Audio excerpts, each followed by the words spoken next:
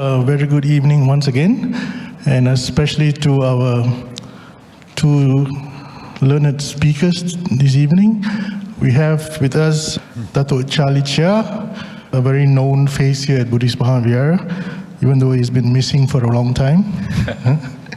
And also, of course, Bhante, Dr. Chandima. I think everybody knows him. He's been here for almost 2 months now. This evening we are here to participate in what's called a dialogue session.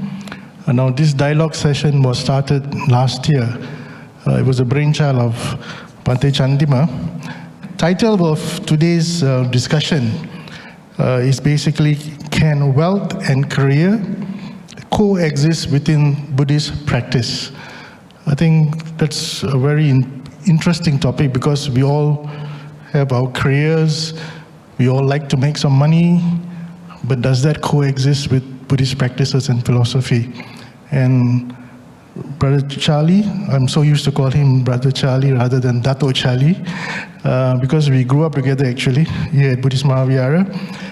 Brother Charlie will be the moderator for this evening, and Bhante Chandima will be the panelist. So Brother Charlie will be throwing questions at Bhante, and Bhante will try to answer them as best as he can. So without much ado, let me quickly read their profiles. Firstly, our moderator, Datuk Charlie Chia, is an advocate and solicitor at Hati and Co. It's a lawyer's firm, and also an independent director of listed construction company GDB Holdings Berhad. He is the retired group CEO of another listed property developer, Land Berhad, and remains as an independent director of the group. He started as a chartered quantity surveyor and then has worked himself in construction, real estate development, and now in legal services. He's jumped jobs, from construction and real estate to legal services. And inspiring and motivational speaker to many Buddhist societies, universities, and colleges. He speaks on fundamental Buddhist doctrines, mind cultivation, and practical daily living. That's why we got him here today to ask these kind of questions on daily living and how we can progress in life using Buddhist principles. Datuk Charlie has founded many Buddhist organizations, namely the BMS Youth Section, the Kota Tinggi Buddhist Society, Metta Lodge in Johor Bahru, the Kuantan Buddhist Association. I think we can go on, Babs, Nalanda. He had played a part in all of them. He's currently a lay advisor to the Buddhist Missionary Society of Malaysia, BMSM. He was also conferred the Nalanda Award 2017 for leadership and integrity for his work in the program Compassion in Action with the Maha Bodhi International Meditation Center in Ladakh in the Himalayas in India. Brother Charlie used to conduct a lot of trips to Ladakh, compassionate welfare projects that he undertook with his group of people. I think he's done many trips to Ladakh and is very familiar with Ladakh. Now moving on to Bhante, who's the panelist this evening. Bhante Dr. Chandima is an associate editor. Sorry, this is the wrong one. Bhante Dr. Chandima is an associate professor, or is going to be an associate professor in the Department of Philosophy at the Ateneo de Manila University in the Philippines starting December 2024. That's why he has to leave us and go there. It's our loss, but their gain. So Bhante obtained his PhD in Buddhist studies and Sanskrit from USJ. What's USJ, Bhante? Sorry. USJ. What's USJ? It's the name of university? Oh, okay. When we hear you say USJ, we always think of PJ, Sharam PJ. And he's an experienced teacher of early Buddhism. He has given teachings in various parts of the world, including Canada, US, Japan, Malaysia, and Singapore. He was formerly a research fellow at the Center for Studies in Religion and Society, short is CSRS, at the University of Victoria in Canada, and the Buddhist chaplain at the University of British Columbia, Vancouver. In his most recent article, The Function and Contemporary Role of Sikha Pachakana, Abandoning the Training Rules in the Pali Canon, which was published in the Journal of Buddhist Ethics under the Pennsylvania State University Press in the US. That was done recently. And Bhante can be accessed, or his works, and all his work that he's doing here, especially in Malaysia right now, can be accessed at his blog. It's called the Patisotta blog. And this blog has been ranked 58th globally in the 100 best Buddhist blogs and websites in 2024 by FeedSpot, somebody who monitors all kinds of websites. So we should congratulate Bhante for achieving this success with Patisotta. And we all can also be happy because we're also part of that, because we contributed to providing content for his blog. So you should be happy and join in to be joyous with Bhante as well. So without much ado, let's start this evening's Dhamma discussion or dialogue on can wealth and career coexist within Buddhist practice. So I hand the floor to Bhante and Datuk Charlie. Thank you. Thank you. Okay, Venerable Sir, Bhante, Chandima, and brothers and sisters in the Dhamma, Namo Buddhaya, and Sukhi Hotu. Welcome to today's session, and with the pertinent topics like this. There was actually an occasion when, well, I had a nice Mercedes Benz, and I was giving a talk in one of the Buddhist centers, and then some of the Buddhist devotees came up to me and says, Brother Charlie, I thought Buddhists should not be rich, and Buddhists should not own Mercedes.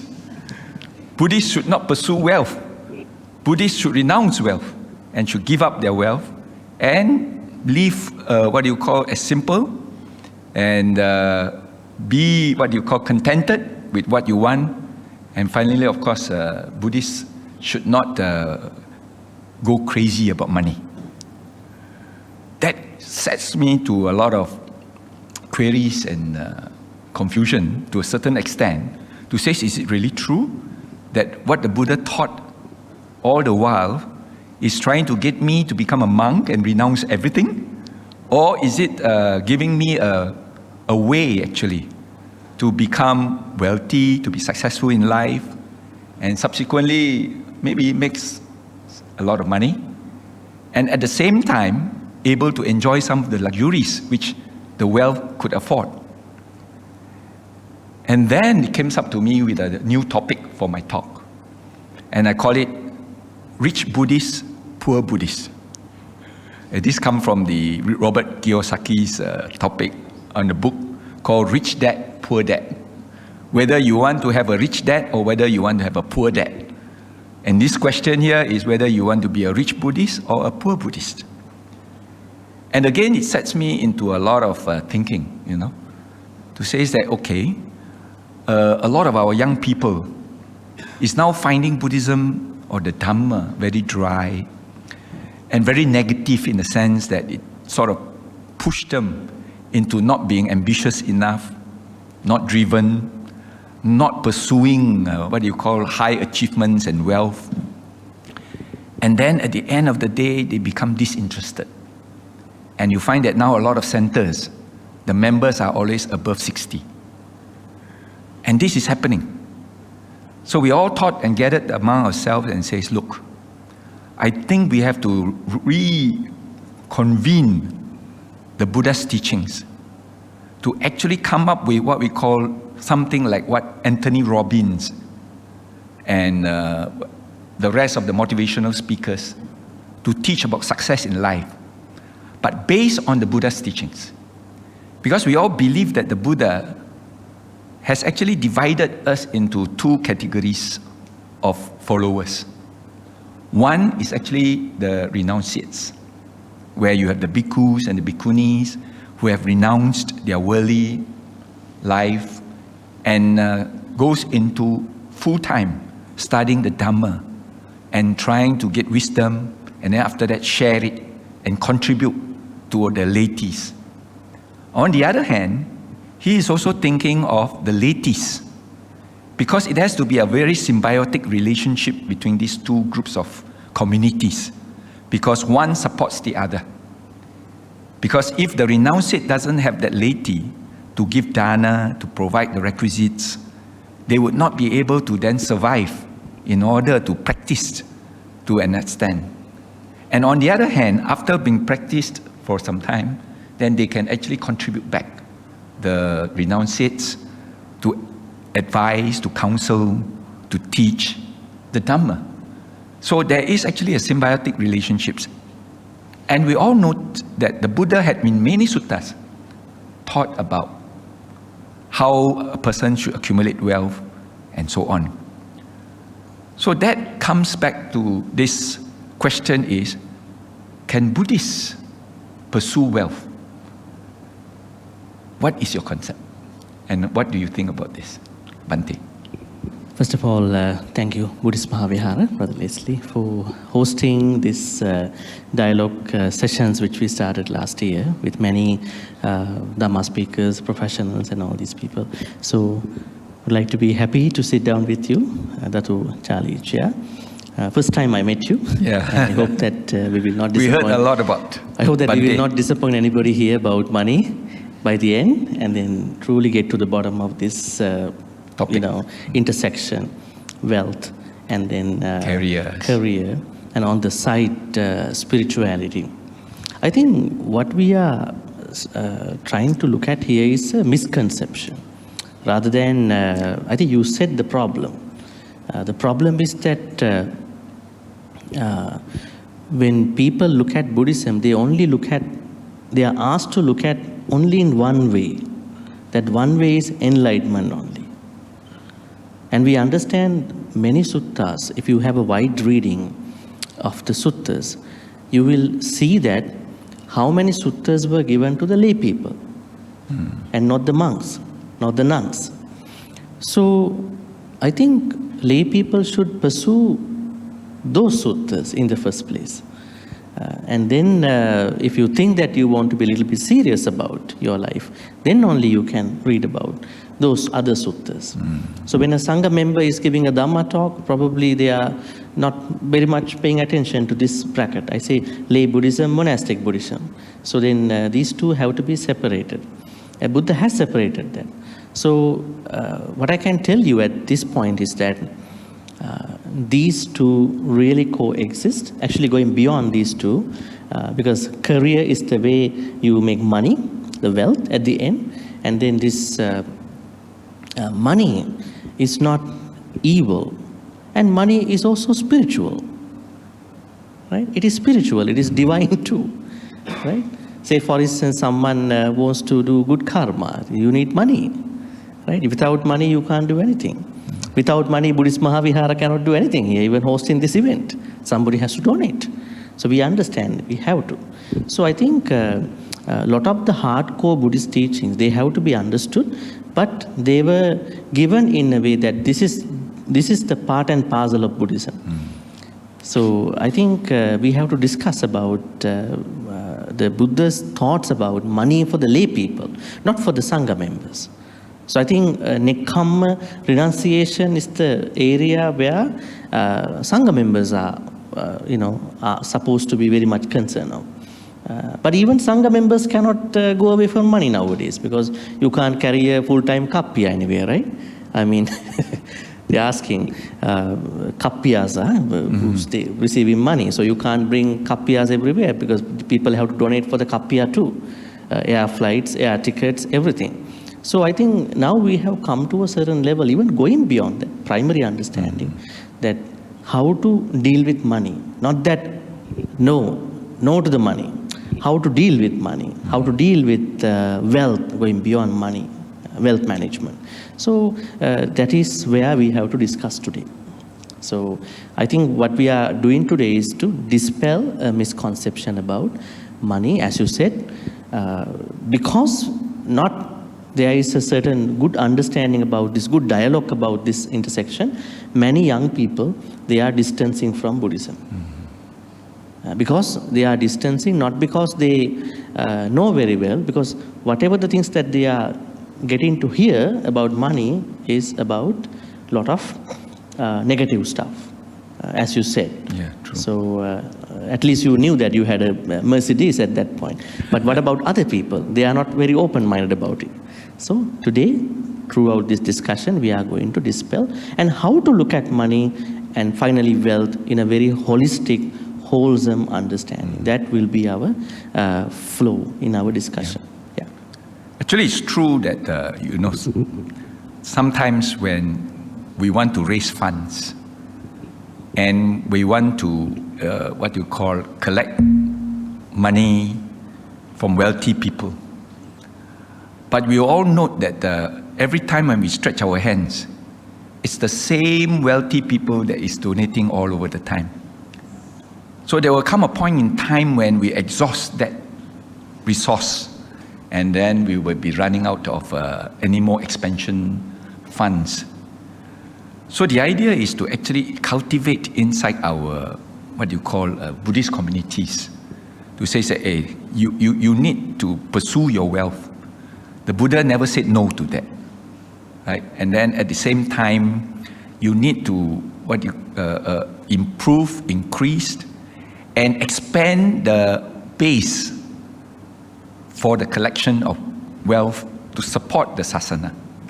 Because if we have only that handful and had that handful all the time, then you are only depending on a very limited resource. So in order for us to have much more wider ambitions in the building of the sasana, we need to widen up the base. And that is when we have to go out actually to cultivate. Secondly, I think it's a lot of our young people now. You find that their emphasis on spirituality is not so enthusiastic, in the sense that to them, their ultimate goal is make money first. Because their first salaries during the first few years is not enough to even support their lifestyle. And hopefully they don't go to their parent for SOS. Instead of those days when we get our first salaries, we will always pass it to our parents, a certain portion of it, to support our family. Now it's very rare to see our children coming up with a portion of their money in order to support their parents or their family. So we need to cultivate that wealth creation. But in the process of creating that wealth in our young, the Buddha must have taught quite a number of teachings in the various manner of how to accumulate wealth. So maybe we would like to seek your advice and say, what did the Buddha actually teach us for the various wealth generation methodologies that is permissible and which is not permissible? I think that is common sense. Now, in Buddhism, we see a lot of suttas and stories where Buddha talks about investment, which is a very interesting topic in today's world. You can't save money and look for the interest like in olden days, right? So, plus issues, say for instance, global economical issues, changes, and then other monetary issues can, impede those kind of money. So if you look at a lot of suttas, lay people suttas, where Buddha talks about money, he has talked about how to earn money. Number one is how to earn money ethically. That's number one. And then how to categorize money into different areas in life. That is the second area.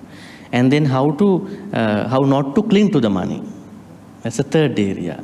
And how can someone use money to become a better person and finally make it to the Nibbana. But unfortunately, those people, they cut everything and they only take the enlightenment part at the end. So they think that what is the facility, what is the help from money to the enlightenment? You just go to a forest, you just go to a room, maybe a monastery, you meditate, you attain Nibbana, right? So they have stripped out that part and then they, rush to that place. So in our sutta studies, especially here and other places, I mainly emphasize is suttas which talk about a very successful lay life. So in my understanding, you may be reborn as a poor person, but you can't die as a poor person if you are a Buddhist. Okay? You may be reborn here, you were reborn as a poor person because of past karma. But when you learn Buddhism, you can't die as a poor person. I mean, someone who is barely meet your ends. Because Buddhism always talks about how to become a successful person. Money is a part of that. Wealth is a part of that. Say for instance, Chulla Setti Jataka story. Chulla Setti Jataka story. Now this Jataka story is an interesting Jataka story about wealth management. Now there was there was somebody who was going in a cart, I think it's a bodhisattva, and then he saw a certain rat body, a dead rat. So then he said something, if somebody can wisely use this dead rat body, he will become the, the richest man in this city at that time. So somebody overheard this thing. He had no idea what to do with the dead rat. So he thought, okay, I will try out. Maybe this is a wise man. Whatever he says should be working. It just came out. So he grabbed that dead rat and he went somewhere into the bazaar area, market. He saw one man was looking for some food for his cat. And he bumped into him. He said, I'm looking for some food for my cat. Yeah, here. There is a rat. And then he made a small business with that man. And then after that, he got a little bit of money, not the exact money for that particular thing. And then he made some money, interest. With that money, he brought some other things. And finally, he made his way to buy some cows. And finally, he was this way going up, one by one. He became the richest man in the city. So this is a very encouraging story. Not even that. If you see many other places, like the people who the Buddha associated, so they were all those successful people. So this is something that we have to understand. Number one, as I said, ethical money. How to make ethical money. Now, young people, while they are very interested about making money, something that they can cut the corners and then make some different ways to make some different money. So, but the Buddha said, we have to make an ethical living. That is very important. How to make ethical money? Even when it comes to dana, sangika dana, Buddha said that. One of the requirements of offering sangika dana is making the dana with good money. How did the Buddha say? Dhammena laddang. The money must have been received through Dhamma. What is Dhamma? Couple of things. One is, you can't earn money by scamming other people. Kuhana. That's number one. There are people who are actually, many people are doing that. Huh? In today's nice subject called marketing, marketing is important, but sometimes when people are doing marketing, they don't know where to stop. So scamming is very bad. Never become hypocritic in making money. Don't scam, don't cheat people, number one. Then lapana means by talking. Sometimes there are good people who know how to talk to others and to sell the product, right? Maybe talking in a way to, you see those people in a mall as well. You're going through and people are bumping onto you. Hey, buy this, contribute to this. They may be good people, right? So, lapana, you can't talk to people using speech just to, maybe you have a bad intention, but you are using your speech to make that. Lapana. Then, nemitti kata means don't create certain, certain ideas to make money in a bad way. Because there was a story about that. There was one monk who went for Pindapata, and then the lady in the house didn't want to offer dana that day. And then the monk did not move from that place. And then she understood that now he really needs some food. So she said, I will go to my friend's house, I will find some food. During that time, he went inside the kitchen, the monk. And then he just took a look at all the things in the kitchen hanging and, placing. Then the lady came up again and said, I'm so sorry, my friend also doesn't have anything to offer. Then the monk said, I knew that. Then she asked, how did you know it? Because when I was leaving the temple, I saw a very long cobra like the sugar cane hanging in your kitchen. And then I was startled by looking at this long cobra. Then I grabbed a certain rock, in the ground. That rock is like the jaggery in your kitchen. And when the snake saw that I'm grabbing a rock, he became furious, and I saw his teeth. Those teeth are like the rice in your kitchen, in the pantry. And at that time, I saw something discharging from his mouth, the stuff that was discharging, like the ghee, G-H-E-E, ghee, in your kitchen. And then she understood, I can't cheat this monk. Then she went inside and prepared the food. But that was not nice. The way he handled that Pindapata was not nice. You push people to give dana. Monks, in that example, cannot push people. You have to be generous. Otherwise, this Buddha Sasana cannot run. Right? We can't push people like that. Right?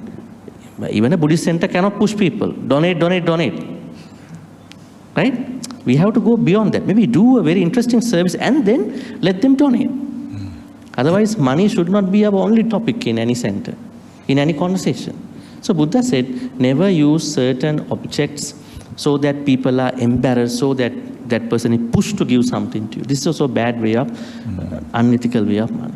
And also Buddha talks about certain jobs, if somebody can consider, they can avoid in the first place. But if you already landed on those jobs, then you may take some time to understand it. One job is human trafficking, right? Human smuggling is trafficking. This is not a good one to engage. And then also weapon industry, right? So what the Buddha is asking is try to feel good about what you earn at the end of the day. But then the problem is that some people might say, we cannot earn a large chunk of money with those ethical jobs, right? We want to earn a lot of money, probably gamble, probably do some black something as a side business. Yeah, actually, if you really know how to make money ethically, you can make that money. There are so many such good people, even today's world, but they are not coming to the stage to say that this is how we did that, right? So ethical part is number one. I think we can discuss slowly the rest of the things. So this is the right livelihood. Yeah, samma ajiva, right living. Yeah. But I think when doing businesses, especially in accumulation of wealth, we have to make ourselves entrepreneur. As a salaried owner or salaried pursuer, you find that to accumulate wealth will be much more slower. But in order to be an entrepreneur, you have to actually go out to try and win the confidence of others. But do you think that our practice of the 5 precepts will make us successful businessmen in a sense? Because of integrity, because of confidence, because of belief and trustworthiness? So what is your opinion on that? Of course, 5 precepts can be the real base for a successful person. But if you don't understand 5 precepts, you might think 5 precepts are holding you back. Say, for instance, lying part, musavada veramani. This is something where people really mess up. They think that they have to lie to, feel good with their peers and all that. But if you really understand how to become smart in your speech, and you can avoid those issues. So 5 precepts will make you a very integral person in your personal ethics and your work ethics. Yeah. Because I think in work environments, trustworthiness is actually a very important factor. Because if a person believes in you, then he will buy from you. He will invest in you. He will then, of course, willing to part with money in order to support your ventures. But if there is no worthiness in the particular person, especially 5 precepts, I think 5 precepts is actually one of the best way to develop us. And I think what Bhante was trying to say was on the right livelihood. Yeah, that was the first thing I just discussed. You are not supposed to involve in slavery and weapons, poisons. Maybe in today's world, there are some issues. Say, for instance, meat industry. Now, how many Buddhists are working in the meat industry, in the butcher shop, in grocery shops, probably running farms, right? Yeah, right. So they probably have landed on these jobs. So they may have to think about how to do these jobs in a more ethical way, right? And because the industry has become evolved. Now at that time, these industries were deputized by many people. Somebody was taking care of the cows, and then, maybe somebody else might be bringing them to somewhere. Now things have been automated. So how do we look at the complexity of the jobs in one particular industry at this point, especially meat industry? And poison industry, how to look at it? Now industrial, market is, farming is there. That means all these grocery shops, they need to have the food and everything in the shelf by next morning. So then farmers have to add a lot of fertilizers. They can't let these things happen naturally, right? So fertilizer has poison, insecticides, pesticides, but how to look at it, right? So we are looking at it in a larger, broader perspective. If somebody can use organic thing, that is nice. But to create organic fertilizer, it takes a lot of time, right? It takes many, many years. This is one issue. Sri Lanka collapsed, Sri Lankan economy. One ex-president, he asked everybody to stop bringing this industrial fertilizer in one night, and then asked everybody to use this organic fertilizer. And the whole harvest, everything fell down. Economy was bankrupt at that point. So that means we have to go with the global challenges, trends. It might be a challenge. So at pragmatic, that point, in a sense, become pragmatic about it. Yes. At the same time, now how does someone who has a fertilizer business look at the poison industry? Right? That is something to think about. How does someone who is in the pest control look at this issue? Right? Pest control. Right? So I think all these are supposed to be looked at from a wider, bigger sense. Not that, there is killing, you can't do that, panatipata. And this and that. We are not asking to kill anybody. But with the changes that are happening in the world, you have to understand the bigger picture, larger picture, not the small, XYZ all the time and get stuck like those people. A Buddhist cannot own a Mercedes, things like that. Right? So I think these things have to be looked at from a wider angle, especially from the practical sense. Now say for instance, you can't charge for the Dhamma talks, right? Actually if you charge, it should cost $1 million because Dhamma is priceless, right? That is what we understand, Dhamma is priceless. Because Dhamma Dhanang, Sabba Dhanang, Jinati. Giving Dhamma excels all the other small food dana. Right? But why the monasteries, centers ask donations? Because there is an ancillary cost, air condition cost. That is for that cost, right? Right? Even for Dhamma books, let's say somebody is publishing them. So I think we have to look at that practical sense first. A lot of people who look at this renunciation, they don't look at the practical sense. I tell you one very interesting story, something that I was involved. When I went to one city in Canada a long time ago, one very educated man, he told me, Bhante, I'm very simple now. I asked, okay. I said, very good. And he started explaining his simplicity. He said, earlier my house had cable TV, a lot of channels with the packages. So I went to the lease package now. I only have Canadian CBC news channel in that city, Edmonton, and then National Geographic. So what do you think, Bhante? I'm simple, right? I said, it's harder to say that you are simple. It's not that you are downsizing. If you cannot afford, go for it. You cost cut it. But it's not simplicity. It's not that you are lowering the number of channels, that you are becoming a simple person. It's having all these channels and you are not clinging to those channels makes you the simple person. In the same way, money is the same. Now say for instance, there are 4 people, A, B, C, D people. Not everybody can make a lot of money. Not everybody can be good entrepreneurs. Why? They are caliber, they are good karma, and their energy part, and their, what do you call, their presentation, their PR skills, right? So what about the poorest person in that example thinks that money is not something interesting, so everybody has to be poor. That is a problem, because then that person is trying to create a very negative picture in that story. So what, as Buddhist speakers, we are doing is that we are asking that person to look at suttas where Buddha talks about how to improve your wealth ethically. Then you will understand you can become somebody who even can afford your living, your basic needs. And when you have money, you can take care of a lot of relatives. Now in many families, what is the problem? When somebody passes away, who is going to spend money for the mother's funeral? Just imagine. And siblings they are fighting each other. I don't want to spend money. I'm super broke. You guys spend the money. It's a money problem, right? When it comes to relatives, why many relatives having issues among their circles? Money problems, right? They don't want to spend money, enough money.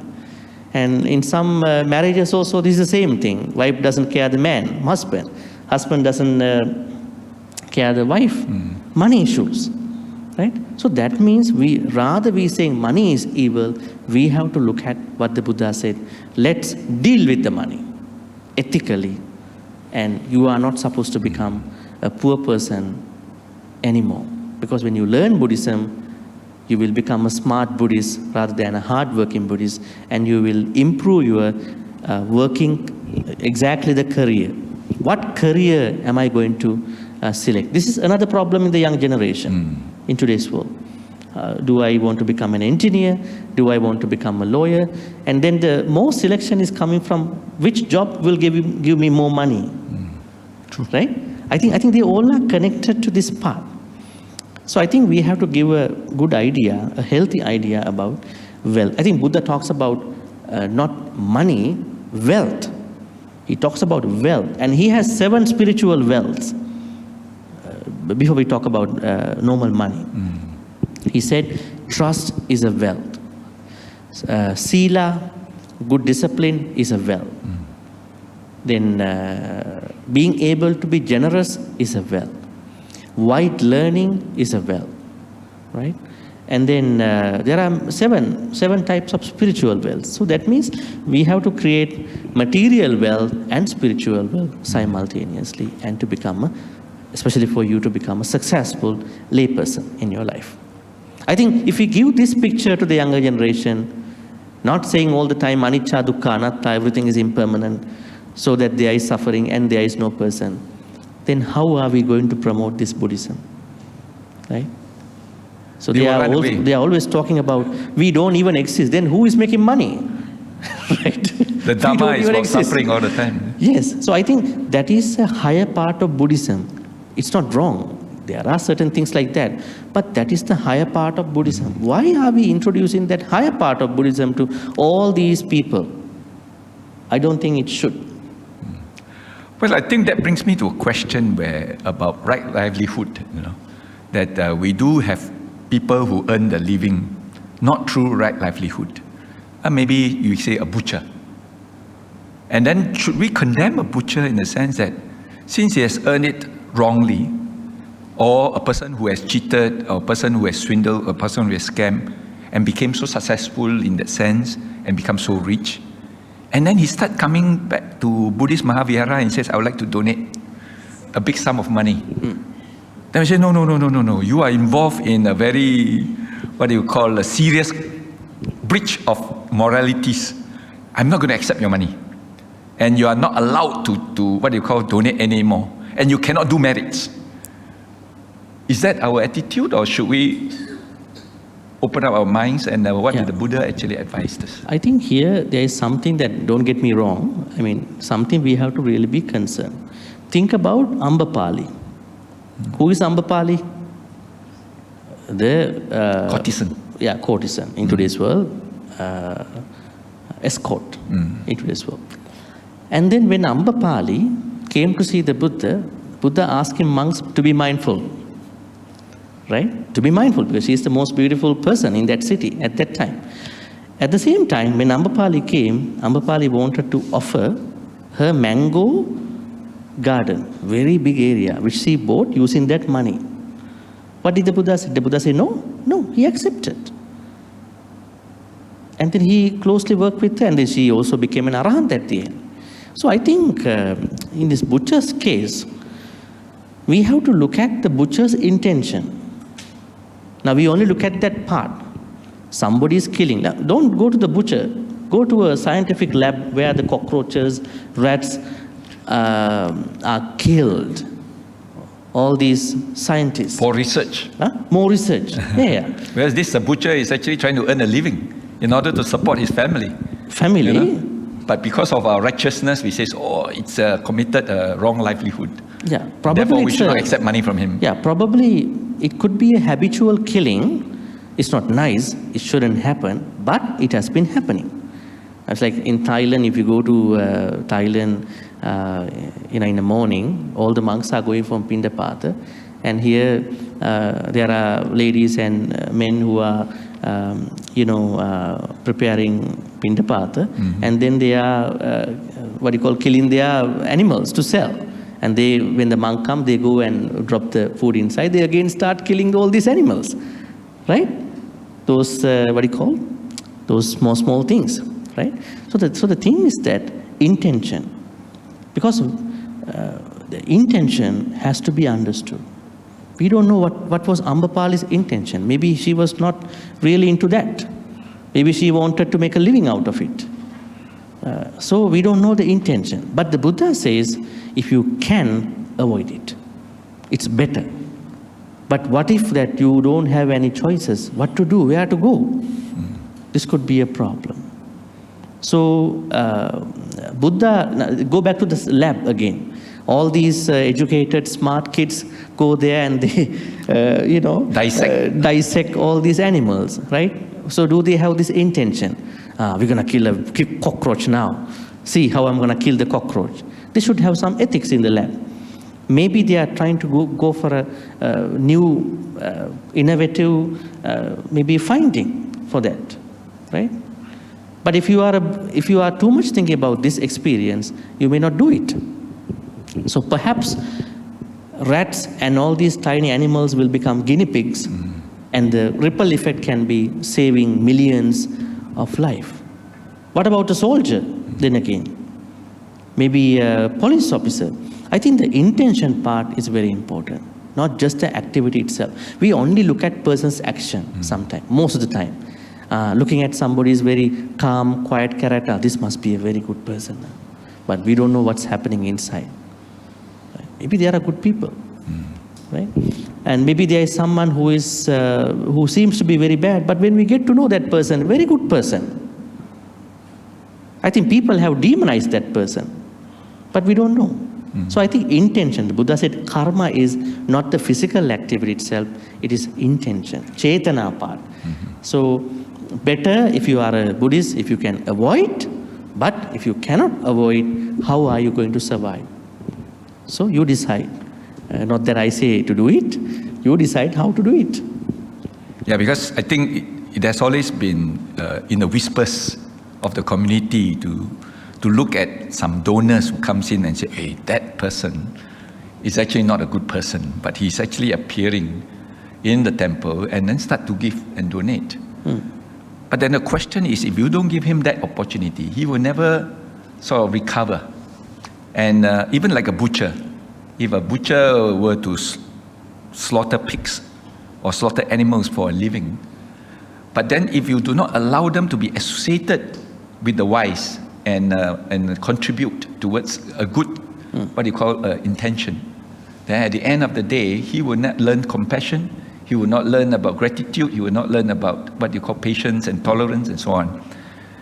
But hopefully one fine day, this butcher will then, after learning all the compassion, then by himself, then he says that I should not kill anymore for a living or to create wealth out of this kind of ventures. Then he switch on to a much more better trade. Yeah, and it can be. We actually transform a person's life. So unfortunately, this is where a lot of people call it wealth is evil. And they relate wealth is evil to this kind of situation where it creates greed, it creates a lot of wrongdoings as a result of pursuing their wealth. But then we must give opportunity for these people to repent. The Buddha never condemned anybody, isn't it? No, Buddha welcome everybody. And at the same time, a lot of people pick up one small darker side and then try to paint everybody with that same brush. So we have to understand. So once again, we go back to our main area. So ethical money, that is number one. But if the money is not ethical on the surface, we have to look at the intention of that person, what is happening over there. Number two is, the Buddha talks about energy, never become lazy. But in today's world, laziness has to be understood from some smart working. Things have been smart, in our life at this point. I mean, how we are going to make things at this point. A lot of people work online at this point, right? So then, how are they going to make money? So how are they going to look at money? So these things are very important too. So Buddha said, try to keep your energy going on. Don't become lazy. Once you become lazy, you may choose again to become, what you call, unethical to make money. On the other side, when you make money, wealth, then you should know that how to divide money into the overall success of your life. He said, you can consider a certain framework, which is not ideal at this point, but you can think about. This framework has 4 areas. One, let's say you make $10,000, ideal case. And then one section, maybe you are creating what you call 4 sections out of this 10,000. 2,500 will be used for your personal use. That means you, your family, and whatever your things. 5,000, 2 sections must be used for investment. And the last 2,500 is to be used for emergency. Now you might not be able to implement this exactly as it is, because you may have loans, you may have other things, but understand the bigger picture. The Buddha said, don't spend more for your personal use than the investment. That is a Buddhist idea. So those people who think that someone cannot own that kind of a car, that kind of a business, you think that they have read these teachings? I don't think. Maybe they have gone to maybe a one monk's talk, where the monk talk about how he left his business and became a monk, and then how he started not looking at the money. This kind of teaching. So that's why we have to promote lay Buddhism, monastic Buddhism separately, and giving the choice to people, you decide what you want after some time. But never demonize money. You can't demonize money. I think in the accumulation of wealth, a lot of people say that, sometimes it leads to a lot of unhappiness rather than happiness, because you get yourself involved in too much commitments and too much things to care for. And I think at one point in time, some monks, they mentioned this, that when you have a lot of keys in your pocket, your mind is never at rest. And therefore that's why shouldn't accumulate too much wealth. But then what is the limit of let me tell attaining you. wealth? Should you continue and continue? Because put it this way, money is not enough. Wealth is actually part and parcel of the character of greed. The more wealth you get, the more wealth you want. 1 million, this 2 million, 2 million will lead to 4 million, and then there will be no limit. Is there a limit which?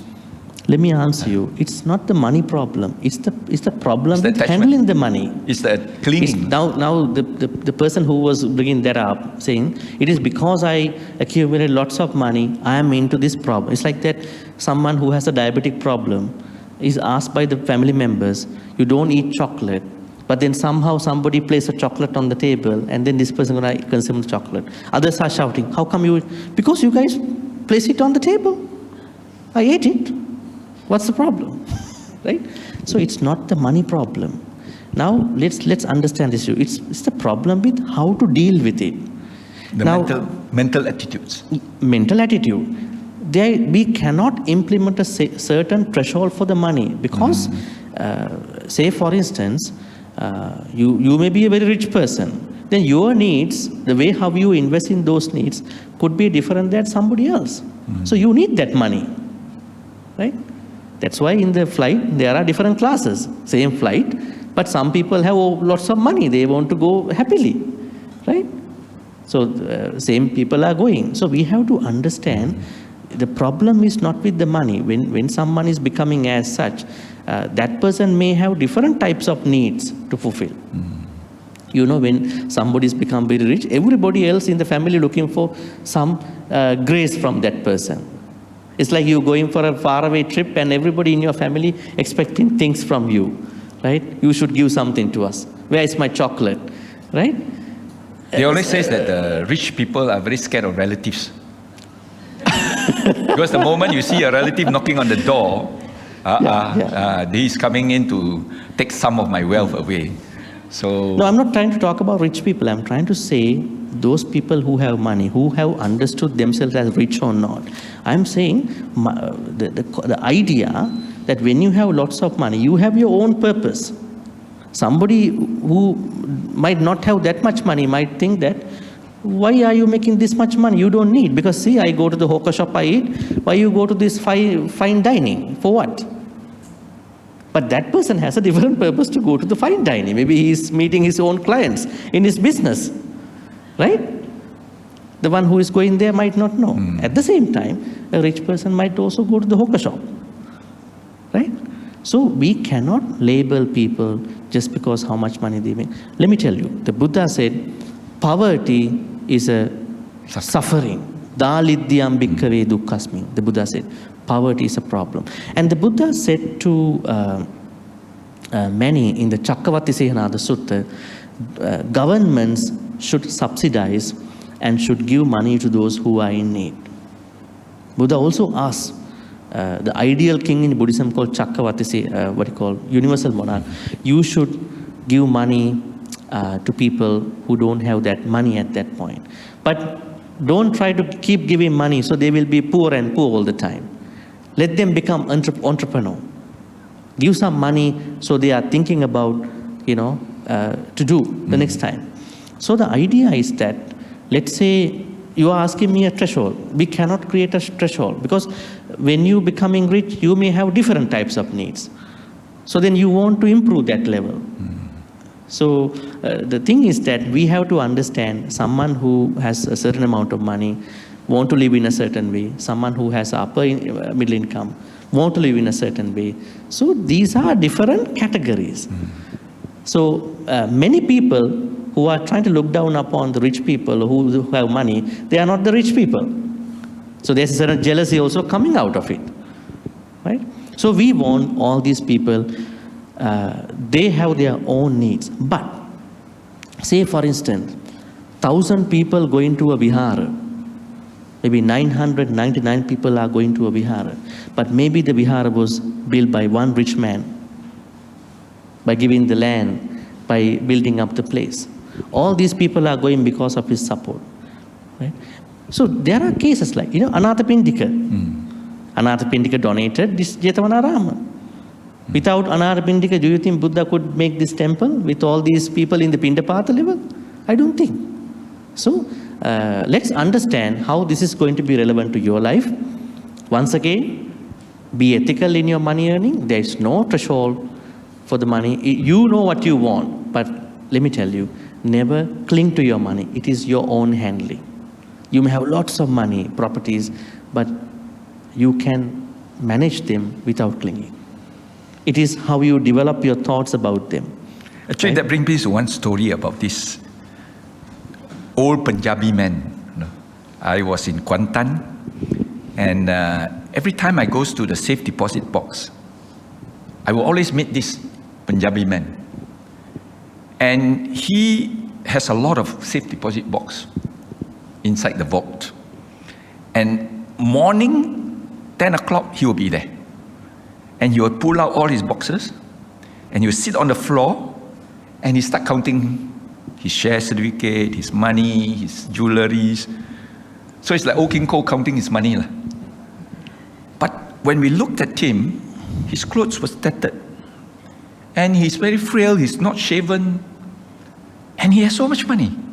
A very good area to discuss. Yeah. So now the question is, with all this wealth, what does it mean? Yeah. Is it good for him, or is it a way to actually make him, to educate him, to say, yes, you are wealthy, but if you are wealthy without a purpose in life, no use. If you are wealthy and you do not expand it on yourself, also useless. They always say in the commercial world, money is not yours until you spend it. Otherwise, it's just a number in your bank book, but it's spent by the bank. The bank is spending your money, but you can only count, but you don't enjoy it. So whether wealth with a purpose is important in this case now. It is. Let me address two areas over here. One is the idea that a lot of people think that when you have money, you are becoming a trap to the money. What about people who don't have money? Are they not clinging to anything else in their life? Think about the example, one monk at the Buddha's time. He passed away. Now the other monks were going to cremate him. Then the Buddha stopped all these monks in cremating him. Other monks were shocked to hear that. Why are you stopping us to cremate him? He said, this monk had a clinging upadana to the robe, and then he now is coming as a moth to the robe, right? That means the one who doesn't have anything, only having robe, also has clinging. So you don't need $1 million to have the clinging. Attachment. Yes, that's one thing. Second thing is, think about your example. The Buddha said, there are two issues with regard to this. One is that when you have lots of money, lot of people probably, maybe most of them, get trapped in that money. Because they get trapped to their own money. They're going to be the victim of their own success. That is not the problem with the money. It's the problem of their not understanding how to handle it. Second is your interesting example. There are people who have lots of money and wealth, but you see them as not just low profile, but they seem like very terrible, like they look like certain animals, like some snakes, some other dogs. Like we know one example, Todeiya story, right? Todeiya passed away. When he passed away, his son, Subba, wanted to give a dana to the father. Then he asked his dog, he got a new dog, you go to the temple, bring the Buddha. You don't do that, huh? Don't send a dog to the temple. That will be the last day that the monks will think about your dana. So the dog went to the temple. At that time, animals used to talk. Somehow they lost it after many centuries. So dog went, dog was looking at the Buddha. Buddha was talking to somebody. So when he is finished, he was now trying to show the place. Halfway of the journey, the dog turned to one wrong area, purposely. The dog doesn't like Buddha comes to his house, his master house. Then Buddha was observing what is he doing. Then again he turned to a wrong road. Third time also he turned to a wrong road. Then the Buddha said, Todeiya, you did the same thing when you were a human. Don't do it again. Then the dog was very sad about Buddha recognized me. He ran. He ran to the house. Then Buddha went to the house. And then Subha and his all friends and everybody now preparing the dana. During the dana time, the Buddha asked Subha to come near him and said, if you don't mind, I tell you something, don't get me wrong.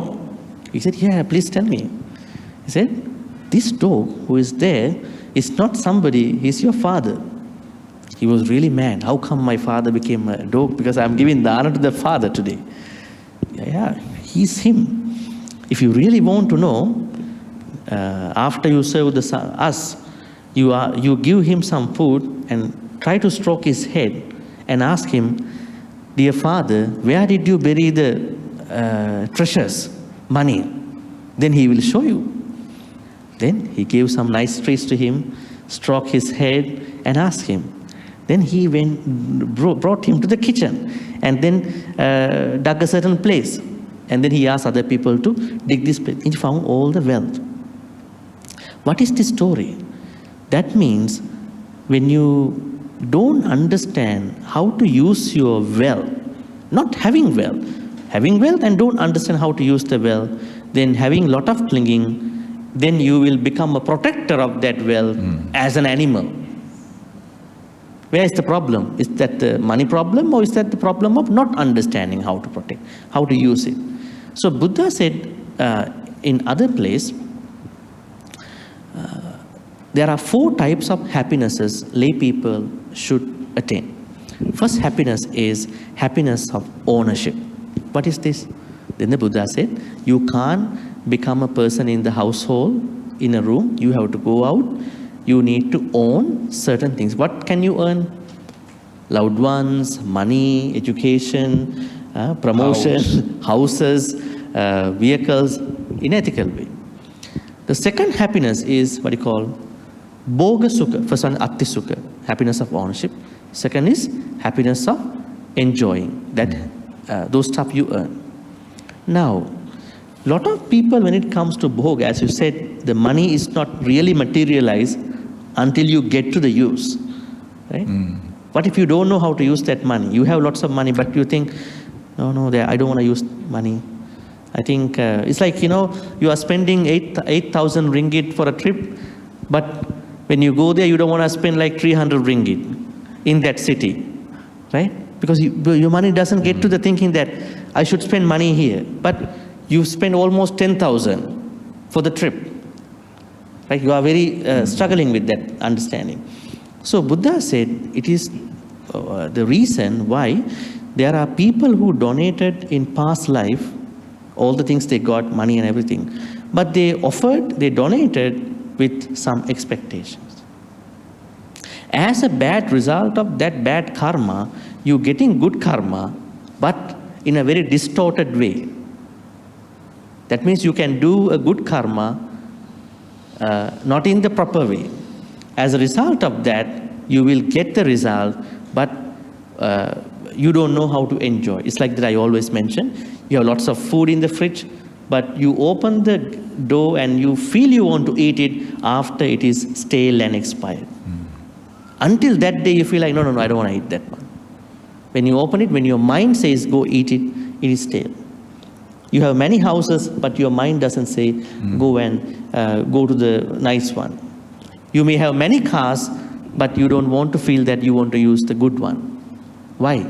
Because you have given with that expectation. There's a Pali term called Ularesu Panchasukama Gunesu Chittana Namati. So it is a double blessing. First one is a good karma you done. Second is how to do that good karma.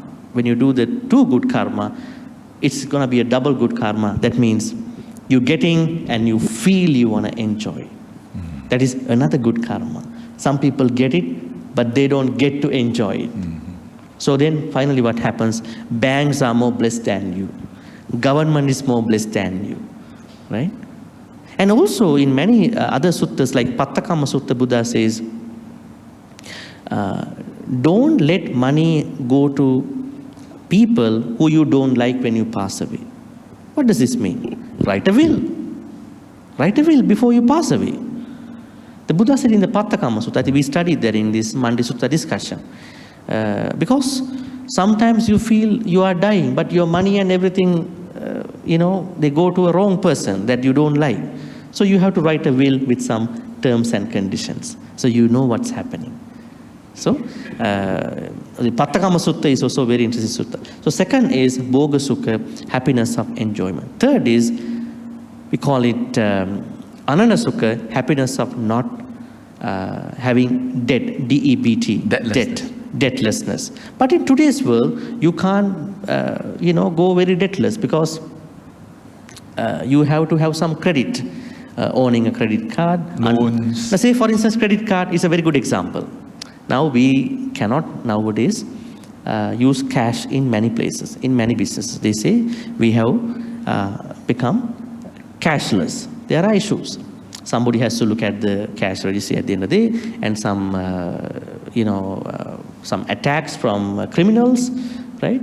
And it's work, right? And at a time we can go for automation. So then you have to use digital money, not gold and coin, not paper money. Now money has become digital. So then you have to use a credit card. There is someone who is using credit card more than his income. So where is the problem? Is the credit card evil? Is the person who is using the credit card evil? Tell me. That is the same example I want to bring to this money thing, the ones who have lots of money. There's somebody who is going to go for a mortgage and having a down payment, and the amortization goes for 30 years. But this person is making a bad choice and he is losing the job. Now bank is going to take the property back to the bank. Who is wrong? Is the mortgage wrong? Is the person's way of earning money and spending money wrong? Evil. This is the place which we have to highlight about money, wealth in Buddhism. To the people out there, teenagers, adults, they will feel welcome with this true understanding. I think a lot of rich people or wealthy people, they became rich because of a circle of good friends, supporters, and people who are their benefactors. So did the Buddha, encouraged the devotees to actually go ahead and make sure that the friends that they befriended is one who actually helped them to grow money rather than to squander off their money. So what did the Buddha advise? See the polar opposite side. Every morning you getting 1 or 2 calls. I don't have money. Can you give me some money? I'm super broke today. I cannot go to the shop. You getting this call every day. So you misunderstand Buddhism. You think I had to be kind. Yes, need to give money. But what if you getting this call for a couple of months every morning? What is happening to your good vibes in the morning? You hear this negativity all the time. Somebody's negativity, and you think you have to be the victim of your kindness. What about something like you are helping other people? Yes, we are supposed to be very kind, supposed to help out other people. But you are creating a very cooperative circle. Actually, just because we want to be rich, we don't need to associate rich people. You are with somebody who you think that very entrepreneurial, who is a very smart working, very positive person. I know one day this person will be a very rich person. In the same way, don't marry a rich person. Marry a person who can be rich one day. This is the new narrative in today's world. We're talking to teenagers and young people. Because what if the rich person loses the money right away? Where are you going then after that? Right? So there are ways to look at it. Right? So that is the pole opposite. So I think definitely we have to be surrounded with the people who have this stamina, courage, positivity, inspiration. Those people are really making successful, not only money, everything. So that Kalyana Mitra friendship is important. What if that you are all every day getting together with people who always have negativity, no money, being jealous with people who have even some money, hating the rich people, hating everybody, hating the country people, hating politicians every day. Where are you going? You will become one of them one day. So it's true, for instance, actually. I heard in one example, one family had a son, and son was such a good son to the mother, but then son had to get a new job in a company where he has to take the role. What is that role called? Complain. How do you call that person? He's the one who is customer service. So he's the one who is getting all these complaints. So with all these aunties, uncles and other people, he was very bombarded with all the complaints. So after 1 year, he has no positive attitude, hates mother, hates father. Because of the job that he was in with the complaint, it went to his perspective. So is it the problem with the job? Is it the problem how he handled his job? Tell me.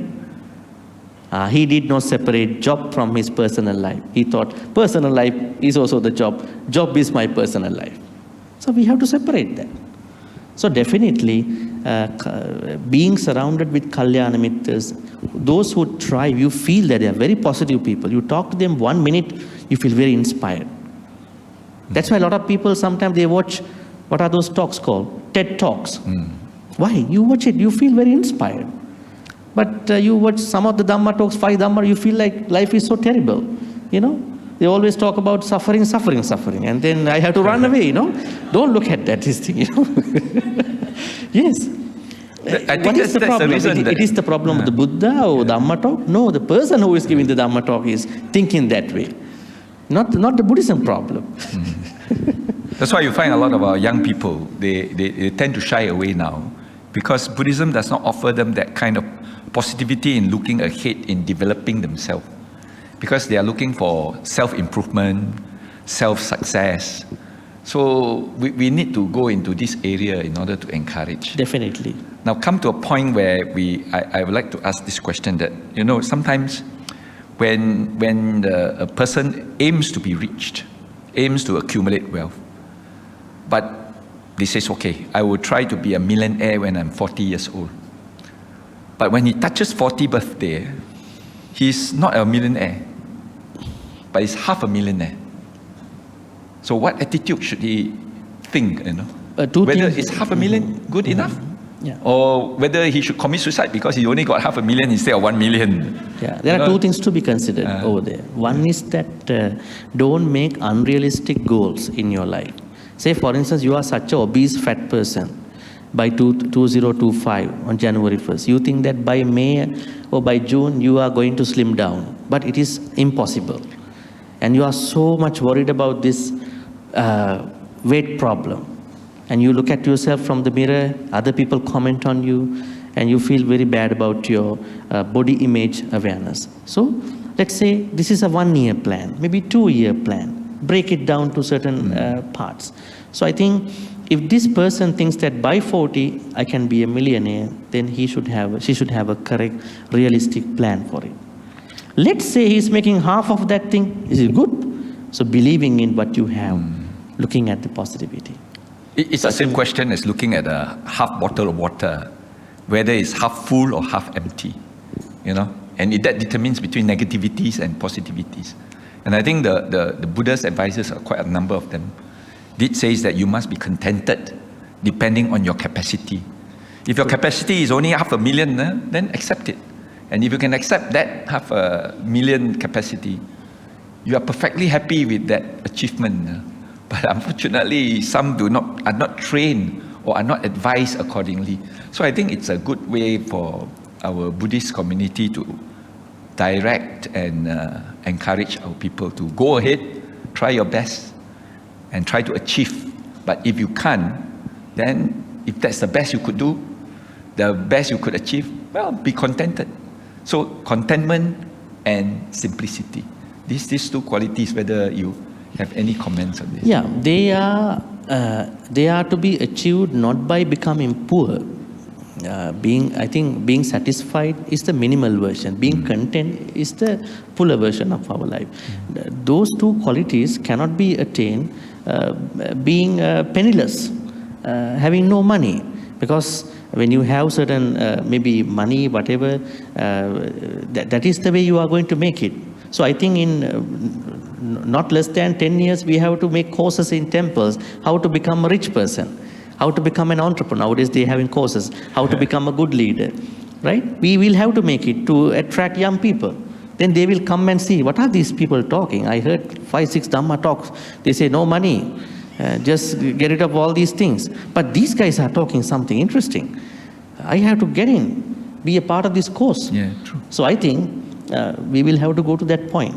So contentment, satisfaction should be achieved not by rejecting what's happening with these conditions, by understanding what's happening, and then to improve our life, whatever the life we are having, on top of that. I think we almost come to 1 hour. Yes. I think my last question was, there was this book which talks about the monk who rode a Ferrari. Robin Sharma. Robin Sharma, a long time ago, yeah. So that means to say, monks are very good candidates to gain wealth. Probably because of the training, because of their contentment, because of the focus, and also the ability to discern between good and bad. So I believe you also fit that role.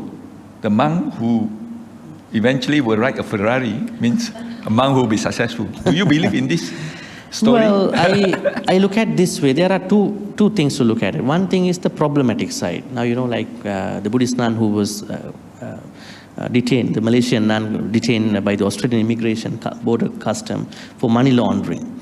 And there are a lot of issues going with monastic members in today's world about money. I understand that. That means this proper idea, management, wise ideas have to be given to them. I don't think there's a proper training with regard to handling money to monastic members in their temples, anywhere in the world. That is what, maybe Japanese system. But other places, I don't think.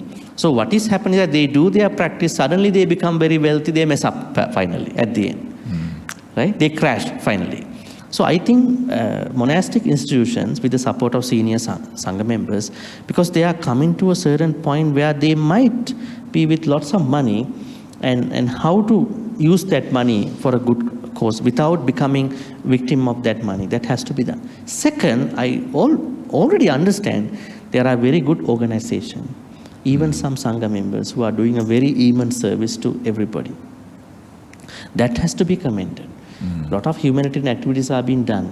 If you go to Taiwan, Japan, even in other countries, lots of Sangha members are not becoming the victim of their own wealth, but they are distributing all this money to others. So I think on one side we have to create some, Sangha members, not lay people, have to create some good courses, some training for them. On the other side, we have to appreciate, to shape the attitudes and the mentality. Yes, those who are really doing a good humanitarian work, compassionate work for everybody in the world.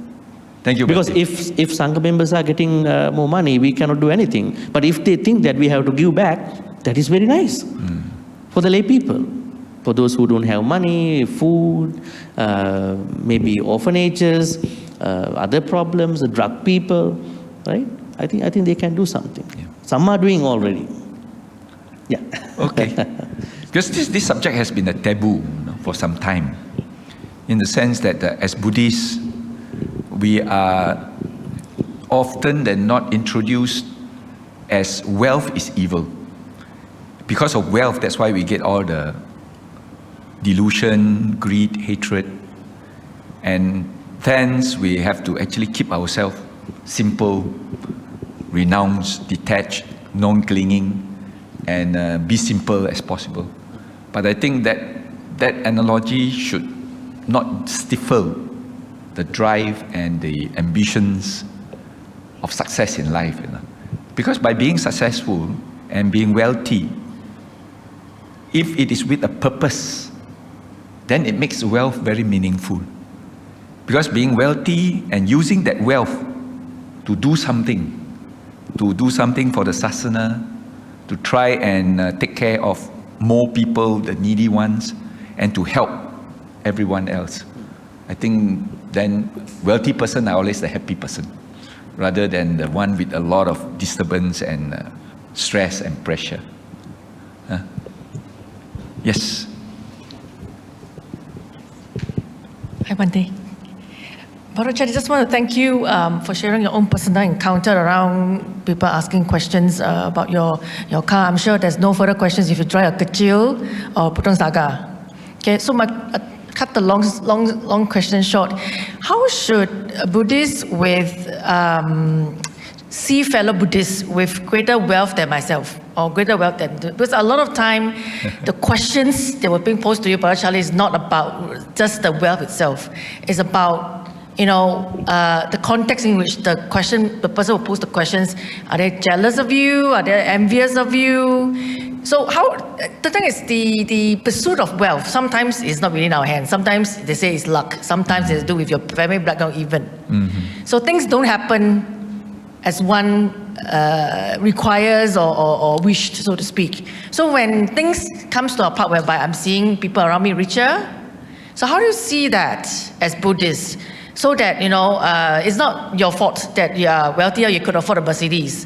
But the thing is, when you have people who look around, and how should we take in information and inputs, around people who are better than us, so to speak, and in this case, in the context of wealth. I think as Buddhists, how do we practice as we see people are better conditioned than us, but they are also on a common ground faith-wise, they are Buddhists? That's very much my question. I think the context of whenever we see a rich person or very wealthy person, we say, he must have done something illegal in order to become wealthy. And we do not rejoice in that success of that particular person. So, but I think in the Dhamma, we have a very important quality and virtue called upeka. Mudita, altruistic joys, rejoicing in others' success. Maybe okay, Bhante, very interesting. like Actually, let's take it this way. Not even for the money, people become jealous. Let's say you overheard that somebody is a Sotapanna already, and you are also with that person, same class, but how come you couldn't become a Sotapanna? I think jealousy always happens when we don't understand cause and condition. So there are two ways to look at it. Let's say different people are making money differently. We don't know exactly how they are making money, and we don't have to know. A couple of questions we don't ask: how old are you, and what is your job, how much money you make. These are very very sensitive, very sensitive questions. And what's your religion, right? So the thing is that on one side we can look at it this way. Okay, definitely a good karma this person may have done. So we understand, right? Cause and condition. Second is that, let's say you don't understand good karma or bad karma. But Buddha has asked us to be happy for others' success. So this is the second thing. Third, very important thing is that you have to go on your own way for that success. If you are not going really well, that is the time you are very concerned about how other people make more money. Say, for instance, recently I had a certain encounter with somebody in an interview. Said that two of this person's friends were talking about a very nice hiking trip. They were talking how they went up and then the nice everything. And this person got jealous all of a sudden. How come they are happier without me? Right? How come they are happy without me? And then the person asked me, I think it's a bad thing, how to overcome. I said, you create your own happiness. Then you don't care about what other people are doing. Is it a Bentley or Rolls Royce or Mercedes? You understand, and you don't have a specific disturbance about it. Otherwise, you always look at if somebody has something more, maybe not even money, even beauty. Say, for instance, the beauty. How come that person is more beautiful than me? Right? Can you go to South Korea and do a plastic surgery in one night for this? Become that ideal person. You don't need to. And the surgery might go wrong too, sometimes. So you're going to even lose your present beauty at that point. So I think we should not be disturbed if we are having our own way to achieve our happiness. I think everybody should, what the Buddha said, every person should be concerned of the ways and means of how that person is going to make income, ethically and creatively. When you are creative, more opportunities are coming to you. When you are thinking in one way, only certain salaries are coming to you. That's why in North America, you understand, they don't get salary, many jobs, but they get hourly rate. They get paid as hour. So if you work more hours, you get more money. Salary only this much money, you must work, right? The employers are getting all the work of you, but hourly rate. So that means people don't want to work for a salary. They want to work for hours. Let's say you want to work for 15 hours today. So they are working 15 hours today. Some months they are saying, next month I think I'm having a big challenge to meet up something. So next month I'm going to work 16 hours for 4 weeks. So he or she is going to meet up that money. But if you are having salary, no, that's 4,000 means 4,000. 5,000 means 5,000, right? So that means that is a certain country standard. What I'm saying is that you need to be creative while having mudita. Don't wait, some other good karmas are coming to you. Lately, somebody told me, can you wish me I get more money? All right? Okay, very interesting. I think this is what many monks are doing. If you go to the Vihara, they are like blessing you with water and splashing you with nice splash of water, everything. So how come you are not that much enough in this money? I said, not enough splashing. I said, I want to know further about what you really expect with this thing. And then this person opened up. You know what is the problem? This person had worked for certain companies, and there are money that this person should get from those people. Now it's been 1 year and a half, those people are not paying back. But the other people who this person connected, they are directly paid every month. Then I said, you are now talking about your own money, but you are not still getting. Why don't you become very creative, maybe in writing to these people and then creating some smart connections to them again and make money. Don't just go to a Vihara and expect, may that money come to me in other ways. These people are very busybodies with money, right? So that means we have to be creative in not even earning money, even to get the money that we deserve to get, right? Sometimes that money is ours, but we don't know how to get that money. It's like you have 3 houses, 2 should be rented out, but you don't know how to rent out. You are suffering. How to find a good rentee? All these are very bad people. They're going to destroy my house. That means you have to be creative. You have to have a space to understand. You know, one of the biggest problems in business is the capital. People don't like to spend the capital to make the business. You have to spend some money. Give a good service. Then only you see how people are coming. People don't trust about the capital. No, I will lose money. But you will lose the money to the scammers. But this creative thinking is a part of it. And the other thing is that I think in this discussion, I think we are sort of not clarifying something here. We were only talking about poor people and rich people. I think we have to go beyond these two. That means we are not saying you must be rich like a tycoon. What we are saying is that having some money is important in your life. You may be a middle income, you may be upper middle income, but regardless of your money status, becoming poor is a problem. But having access to some money, having a job, having some enough money is what we are talking. In that experience, depending on your innovation, your creativity, you will become a very rich person, right? Yeah. That's how we look at it. So there are 3 ways. Good karma, we respect their good karma. So it makes sense. Even the monk gave a Dhamma talk about money can be gotten by good karma. So yes, that's why he got the money. So his problem solved. Second is that, okay, if I cannot understand that, I think I have a problem with my mudita, appreciative joy, right? Okay, let me develop that thing. Third thing is that while those 2 things are things to be understood, I have to create my own financial plans. Some people are not becoming ready for their money in the next 5-6 years. They're waiting things to happen. You have to create plans now. Now, another big problem with the money is retirement. especially in these countries. When you are retired, I don't think government will pay you that much money. So, and then the medical bills, right? So you need money. Who is going to pay for your medical bills? Who is going to pay for your retirement, right? That means you have to plan ahead before the retirement, before the sickness comes. Don't blame other people. That is Buddhism. I think there is a description by Master Xing Yin about wealth. And you are considered wealthy only when you have more than what you need for your desired lifestyle. Of course, the desired lifestyle depends. Different people have different desired lifestyle.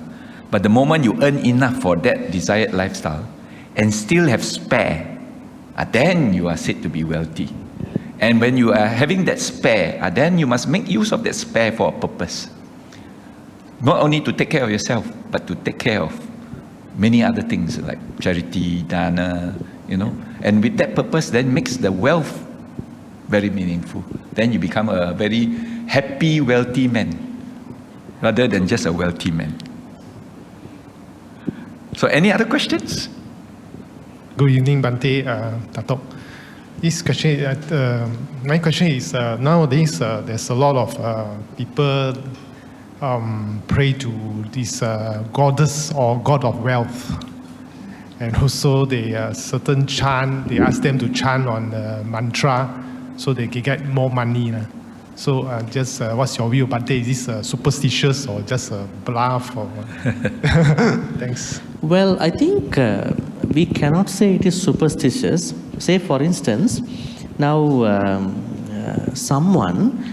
student is going for the exam, right? Let's say there is a teenager who is sitting for the IB exam, probably, International Barracuda. Now the father is telling her or him, let's go to the Vihara, get the exam blessings, right? Suppose the student does not get ready for the exam, nothing. The monks will bless me, so something will automatically happen to me while I'm writing the exam. So will he or she be able to pass the exam? No. That means he or she should have covered the syllabus, everything, maybe mock exams, everything. Then go to the Vihara, get some sort of inspiration, motivation from this blessing. In the same way, I look at it this way. If you are doing nothing and then chanting that particular mantra or the sutra, that might not work. But let's say you are creative, because when you are earning money, a lot of problems are coming to you. Jealousy people are coming to you, some people are trying to, I would say, make problems to you in the company. So then how to survive in those attacks? You should have a positive mindset. Chanting is a good one. Whatever chanting, Sanskrit, Chinese, Pali, whatever chanting is necessary to calm you down, because you are on that particular activity. But that, I don't think money will come because of the chanting at that point. Money will come because of your effort. But chanting helps you to navigate, manage that money in the proper way. You get some blessings at that point. But that money part is coming through your engagement, proper engagement with that activity. Yeah. But we cannot condemn. It's good because people feel calm, chanting is a good thing. Yeah. I think that brings me to one particular theory. And this theory is especially in the Chinese context. And they call it 天才地才人才. 天才呢, like as I think Buddhists would explain it as your karma, that you have accumulated a lot of good deeds in your past, and the good seeds are sown, and you are waiting to, what do you call, the ripe fruits to germinate out. 地才呢 is earth luck, heaven luck, earth luck, human luck. So earth luck is conditions, that you meet the right people, you meet the right timing, you meet the right environment, or the right nutrients, or the right temperature, then the seed which was sown will then find it suitable to germinate. 人才呢 is the human effort. The human effort means, did you do something about it? You know you have good luck, you know the conditions are right, but have you done something about it? That brings me to the analogy of this person who went to see a fortune teller. And the fortune teller tells him, when you are 40 years old, the sky is going to open. And gold is going to fall down from the sky, all meant for you. True enough, on his 40th birthday, he was watching the sky. And really the sky opened. And really gold fell down and landed in front of his house. The timing was right. All the gold that was his past karma is now ripened. But he looked at the gold and says, if all this gold is meant for me, it will walk itself into my house. So as the passerby passed by, they saw the gold on the public road, then they said, oh, there's gold on the public, and so it's mine. They take. And this guy is still waiting there. Come in lah, come in lah. Nothing happened. So I think it's like what Bhante said correctly, that we may have the, what you call the good fortune of it. We may have good karmas, and we want to invoke that karma, but ask yourself whether you have kicked your butts in order to move into that direction. If not, then we will never succeed. It's the same thing like the student, if he doesn't study, how can he score? If it's only when he studies, he scores. So most of the time, like what you said correctly, it's specifying the mind. And when the mind is at peace, I think these are conditions for good karmic seeds to arise. So this is the typical Chinese way of luck. Every day we talk about luck. Chinese New Year is everything about luck. That's why we wake up very early in the morning to wait for the God of luck to come down. And that's exactly the same question. That reminds me, in a Chinese restaurant in Ottawa nearby our temple, one Chinese person went to the restaurant. You know that biscuit where they write things inside? The fortune cookies. Fortune cookies. So after the meal, he got this biscuit, and he said, today you'll be meeting an accident. So he was thinking about this. He met with an accident. Finally, he sued the restaurant because of you guys. Fortune cookie, I met with an accident. So because you are visualizing accident, where is it? And finally it came to you. Because of that, negative mind attracts negative events. Yes. With that, we've come to the end of this evening's dialogue sessions with Datuk Chia and Dr. Chandima. I hope you found it interesting and beneficial in your daily lives and your careers. So let me take this opportunity on behalf of the Management Committee and the monks of the Buddhist Maha Vihara to thank Dr. Charlie, Brother Charlie, for being here. I know you're a very busy man. And we really appreciate the fact you have instantly accepted our invitation to, or rather Bhante's invitation to join us in this session here, in this dialogue session. And we wish you all the best in your career. Success in your career. Fatat, yeah. You don't believe in luck, just don't worry. All the good merits are going to come to you. And also to Bhante, Dr. Chandima, thank you Bhante for taking time off and also spending almost 2 months here with us, Buddhist Maha Vihara. Not just Buddhist Maha Vihara, I think he has been traveling all over the country doing his Dhamma Dutta work, and I think a lot of people appreciated and benefited from his experience and wisdom. And now he's going to take on a new role in the Philippines. Bhante, we wish you all the very best, and I'm sure with the blessings of the Devas and all the good karma, you'll be flying very soon. And we look forward to having you back with us, if time permits. I'm sure time will permit because you're not very far, you're only in the Philippines. So if time does be on our side, please Bhante, please accept the invitation to come back to Buddhist Maha Vihara and to Malaysia rather, and continue your good service. I'm sure there's a lot of people look forward to your Dhamma sessions and Sutta classes as well. So with that, let me take this opportunity to thank all of you for being here this evening. It's almost going to be 10. So before we leave, there are some refreshments for those of you who are hungry. Please do help yourselves, and good night and sadhu.